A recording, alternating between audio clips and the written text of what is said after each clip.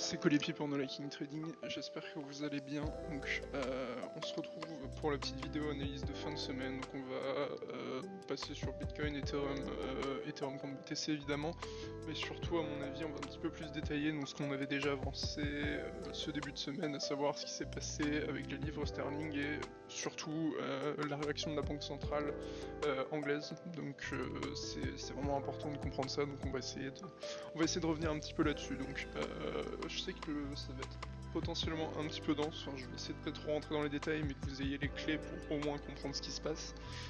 Si vous avez des questions, surtout n'hésitez pas, que ce soit sur le Discord No Liking Trading ou dans les commentaires. De toute façon j'essaie toujours de checker un petit peu. Donc on va commencer direct par le BTC.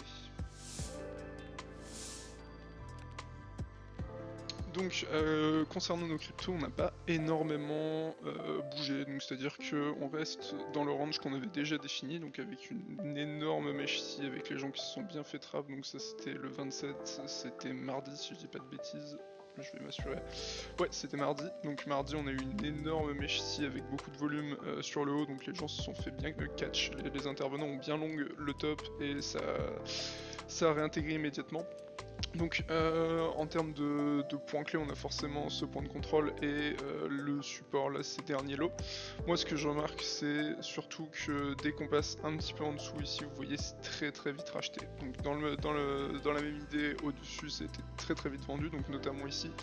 Si je passe en 4 heures, hop, si je passe en 4 heures, vous voyez ce gros mouvement là qui a été amorcé pendant la session asiatique. Ici, il y a eu énormément d'achats de ventes, donc on passera après rapidement sur le footprint pour que vous voyez un petit peu à quel point les gens se sont fait catch ici.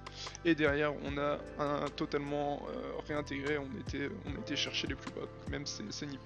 Donc un beau mouvement bien piégeux sur la journée de mardi. Hop, je vais repasser en daily. Donc ce que vous voyez, c'est forcément le point of control qui est en confluence avec les moyennes mobiles à court terme, donc que vous connaissez, qu'on utilise très souvent.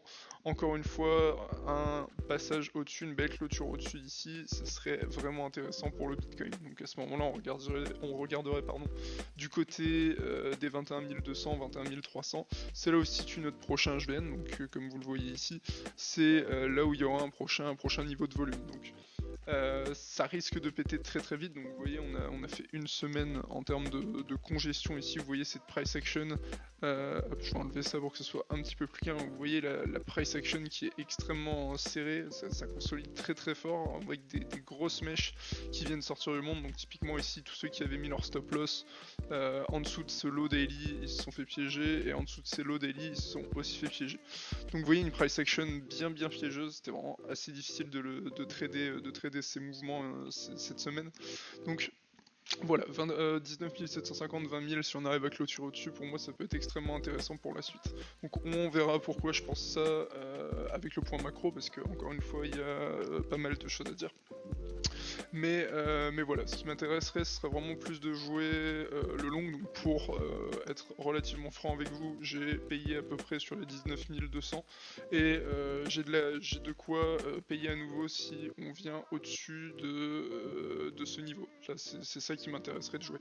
Je vois plus un petit peu de relief maintenant. Ici, tout le monde est bearish, tout le monde est extrêmement bearish depuis quelques jours.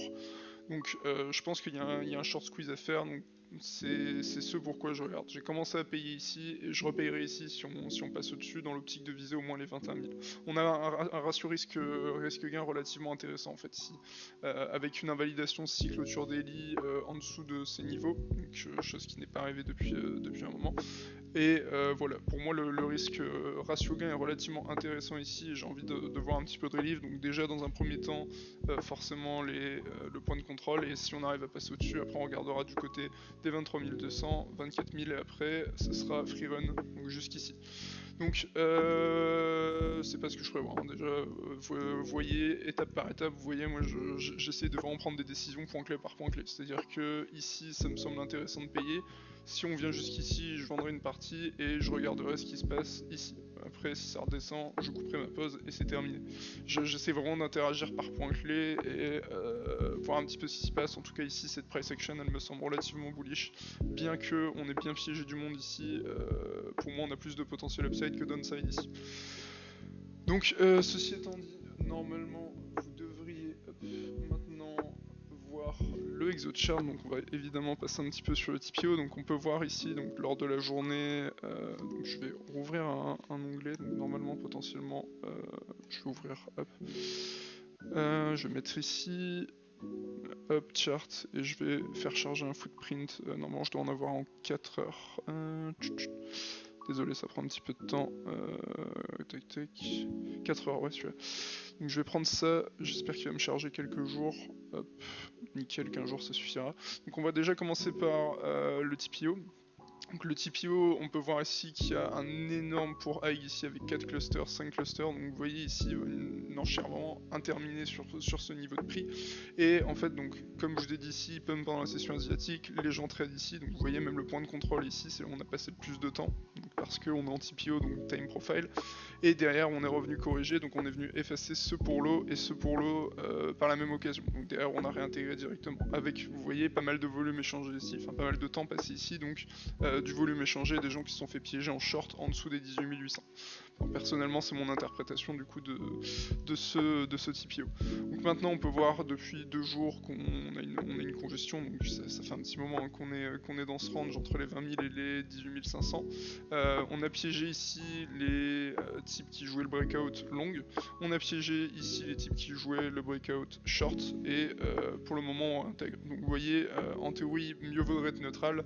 Personnellement, je constate sur plus au niveau de la macro qu'on a un potentiel relief aussi, mais dans l'absolu, sur la chart du Bitcoin, on est dans un range relativement neutral. On a piégé en haut, en bas, en haut et en bas, et c'est relativement neutral.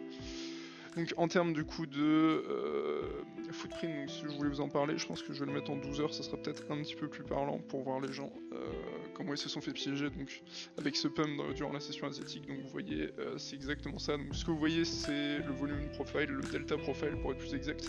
Donc je vais mettre ici sachant que je suis sur Bybit, c'est pas forcément pertinent, donc j'ai pas le Binance ici, mais ce que vous voyez ici, c'est que les gens ont énormément acheté sur ces niveaux, et derrière on a intégralement corrigé. Ensuite on est venu en dessous de ces seuils, et ici il y a eu énormément de volume échangé aussi. Donc ça prouve bien que ici, donc avec le delta positif dans la plupart des cas, donc les gens ont été plus acheteurs que vendeurs sur ces niveaux de prix, et derrière on leur a dégueulé dessus. Donc vous voyez, c'est relativement intéressant de relever tous ces petits points. Et donc maintenant, en passant, donc là on va déjà passer sur Ethereum, mais après en passant sur le point macro, j'expliquerai un petit peu plus en détail pourquoi j'ai plutôt envie de penser à un relief actuellement que une nouvelle jambe baissière. Donc let's go sur Ethereum. Donc on va maintenant passer sur Ethereum. Pas énormément de choses à vous dire en vrai. Donc, vous voyez que pendant que le BTC a une congestion ici un petit peu plus volatile, l'Ethereum, les bougies sont assez folles dans le sens où c'est vraiment très très flat quoi. C'est extrêmement flat. Donc de toute façon, il est très probable qu'il suive le Bitcoin, donc si on a un rallye ici, c'est pas bête d'être long sur l'ETH, c'est pas quelque chose d'improbable ou d'inconscient. On va regarder après le ratio ETH-BTC pour appuyer un petit peu plus ça, mais vous voyez néanmoins que sur Ethereum, on est dans une très claire tendance baissière, ici. Mais maintenant, du coup, donc là on a ce creux ici, un creux ici. Le sommet il est ici, on peut s'attendre à un sommet plus bas que le précédent, et un sommet plus bas que le précédent il peut être à mon sens ici, donc qui est un point important parce que 2018 ATH est point pivot, ou ici qui serait à mon avis le niveau un petit peu plus logique, les 1600, étant donné que c'est un autre volume important. Donc c'est le point que je regarde personnellement sur ETH. Après il est plus faible contre le BTC, mais en cas de relief ça m'étonnerait vraiment pas qu'il surperforme un petit peu pendant quelques jours. Donc s'il venait à revenir ici, ça serait potentiellement intéressant de vendre des call options, donc s'ils viennent à être overpricés, vendre des call options ça me paraîtrait vraiment intéressant sur ces niveaux de prix. Mais donc un nouveau sommet plus haut que le précédent ici, et après du coup on pourrait s'attendre soit à un retour ici, soit à faire céder ce point des 1200, donc point très important parce que c'est notre point de contrôle annuel. À ce moment là les $1000 seront intéressants pour regarder vers un nouveau sommet ici. Donc vous voyez assez simplement, j'ai juste observé la tendance, il n'y a pas grand chose de plus à dire sur Ethereum comme on n'a pas beaucoup évolué depuis lundi. Par contre sur le ETH BTC, moi je trouve que c'est relativement intéressant de voir que on s'arrête ici et qu'on a l'air de pas mal buter sur ce niveau de prix. Donc encore une fois on est en tendance baissière dans le sens où on a fait du coup un creux ici, donc creux plus haut que le précédent, un sommet plus haut que le précédent, et maintenant on a fait céder ce niveau, donc on a un changement de tendance ici. On a notamment ce point qui me paraîtrait intéressant pour marquer un sommet plus bas que le précédent, donc ancien sommet ici, nouveau sommet ici, et à ce moment-là ça serait une très bonne opportunité pour échanger ces Ethereum contre du BTC dans l'optique qu'il fasse une nouvelle jambe baissière, donc cette fois-ci pourquoi pas ici.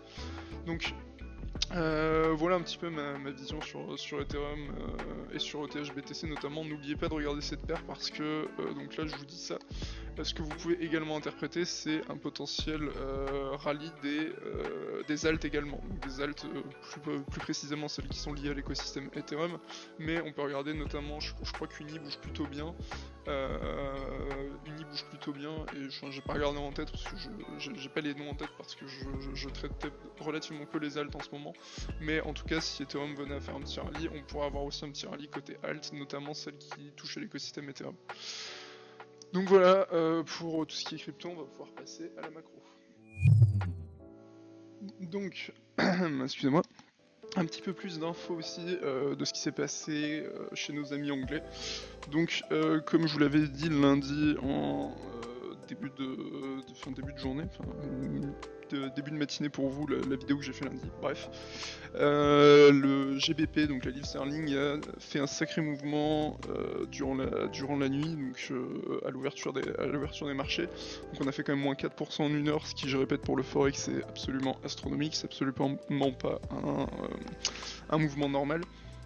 Donc qu'est-ce qui s'est passé suite à ce gros mouvement? La banque anglaise a remis en place un programme de rachat d'obligations. Donc qu'est-ce que c'est le programme de rachat d'obligations? Ça s'appelle le quantitative easing ou assouplissement quantitatif pour les anglophobes. Donc je vous invite à vous renseigner sur Wikipédia parce que c'est relativement difficile à expliquer. Concrètement c'est le rachat d'obligations, le rachat de dettes anglaises dans le but de réinjecter de l'argent dans les marchés financiers. Donc c'est extrêmement simplifié et je vous invite vraiment à regarder sur Wikipédia un petit peu plus. Il y a un très très bon article en français donc ça sera beaucoup plus simple. Mais globalement donc, on peut voir l'effet que ça a eu. La GBP pour l'instant regagne en force, donc c'est évidemment l'effet escompté. Donc pourquoi ils ont remis ce programme de quantitative easing? Parce que ça recrée de la liquidité, ça rajoute de la liquidité, et rajouter de la liquidité dans une période où l'inflation est presque à 10%, c'est un peu suicidaire. Donc c'est assez compliqué d'avoir pris cette décision, mais pourquoi ils ont fait ça? Assez simplement parce qu'il y avait des gros risques chez les fonds de pension. Donc les fonds de pension, pour ceux qui savent pas, c'est ceux qui gèrent les retraites par capitalisation. Donc typiquement aux États-Unis ils ont ce système, etc. Concrètement, c'est quand les gens investissent sur les marchés financiers pour financer leur retraite. Donc vous en France, enfin vous, moi, si vous vivez en France, vous cotisez pour votre retraite au travers de charges. Dans beaucoup de pays du monde, ça marche par retraite par capitalisation, et pour ça, les fonds de pension placent votre argent, très concrètement. Et donc ils ont fait, les fonds de pension étaient mis à mal par cette grosse chute de la livre sterling, et c'est pour ça que la banque anglaise a dû de force reprendre le quantitative easing, l'assouplissement quantitatif, le rachat de dette, pour réinjecter la liquidité, refaire prendre confiance dans la livre, parce que sinon les fonds de pension risquaient la faillite. Et je vous explique pas la galère que c'est quand des retraités ne peuvent pas avoir leur retraite parce que le pays s'est fait exploser.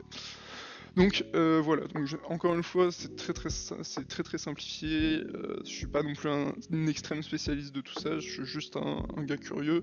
Je vous invite à regarder des articles sur internet, donc vous en trouverez chez Zero Hedge ou chez Les Échos pour ceux qui préfèrent lire en français. Je vous invite vraiment à vous renseigner de votre côté, vous faire un petit peu votre propre avis sur ça. Cependant, donc nous ce qui nous intéresse c'est plutôt le lien que ça a globalement avec la crypto / les marchés financiers, parce que ça aura surtout un lien avec le SPX, mais n'oubliez pas que le Bitcoin est extrêmement corrélé au SPX. Donc la remontée de la GBP de donc plusieurs devises, ça fait que si je viens sur l'indice du dollar, on peut voir que depuis 2 jours, le dollar corrige un petit peu.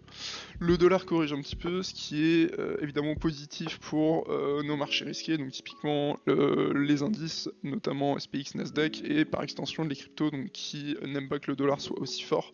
Donc si je dézoome, vous voyez bien que le dollar est... je sais même pas quoi dire à ce niveau-là, tellement c'est parabolique. Mais cette nouvelle pourrait apporter un petit peu de... a déjà apporté, mais pourrait apporter davantage de souffle au marché à risque, donc tels que les cryptos, tels que les indices. Donc c'est pour ça que c'est extrêmement important de le regarder et de comprendre ce qui se passe. Donc vous avez vu, je vous explique là globalement pourquoi le DXY baisse en ce moment et pourquoi ça impacte nos cryptos directement. Donc le DXY se replie un petit peu, donc si je me mets en 4 heures, normalement il a dû perdre sa tendance en 4 heures, donc ce qui est évidemment relativement positif.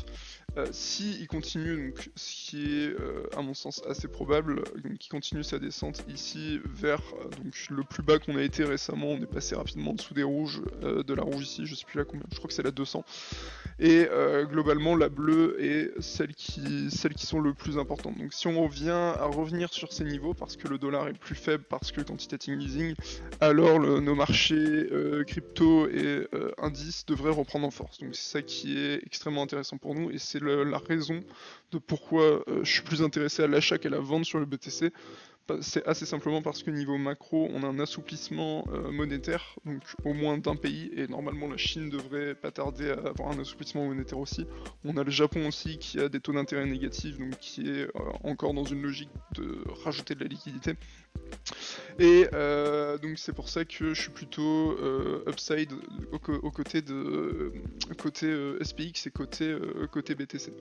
Donc évidemment pour l'instant il n'y a que la banque anglaise, ils disent pas que c'est un pivot majeur, genre ça va durer pendant un mois il me semble le programme de rachat d'obligations, et après ils vont refermer le robinet. Donc pendant ce temps-là ça peut évidemment provoquer un relief sur le marché action, sur le marché crypto. Donc voilà pourquoi je suis un petit peu plus upside sur BTC et SPX. Donc concernant SPX, on peut voir que à chaque fois que, donc je suis en daily, donc à chaque fois qu'on passe en dessous de ce niveau ici, donc le niveau du dernier plus bas marqué à 3639, vous voyez ici dans le carré bleu, ça a toujours été racheté. On a vraiment du mal à faire céder ce niveau et de plus, on a le dollar qui perd en force, donc ce qui est positif pour le marché action. Donc personnellement, ce qui m'étonnerait pas, ce serait un relief. Donc, dans un premier temps au 3760, qui est un HVN. Dans un second temps, je répète, dans un second temps, parce qu'il faudra déjà observer ce qui se passe ici. Si on vient avoir une congestion ici, ça peut rapidement se retourner. Mais 3760 dans un premier temps parce que HVN et parce que c'est un support qu'on a travaillé ici.